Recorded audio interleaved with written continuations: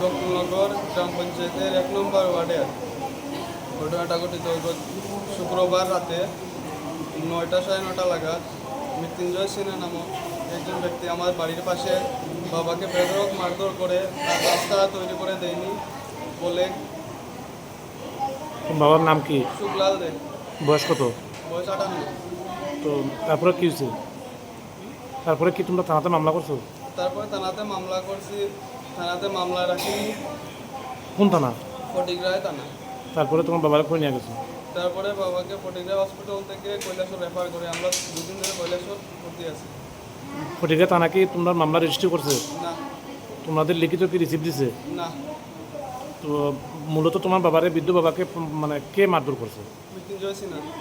ওনার বাড়ি কোন জায়গায়? গোকুলনগর তোমাদের বাড়ি গোকুলনগর গ্রাম পঞ্চায়েত কত নম্বর ওয়ার্ডে? 1 নম্বর ওয়ার্ডে। তোমার বাবা কি করেন? বাবা কৃষি কাজ করে, মানুষের বাড়ি কাজ করে। তো তোমরা কি চাইতেছো? আমরা চাইতেছি ন্যায় বিচার। Your dreams make you think better, bigger, and farther. Your dreams make you more human. I started here as a learner, and it is here I mentor new learners today. Tips has given me the leverage to dream big and break all barriers.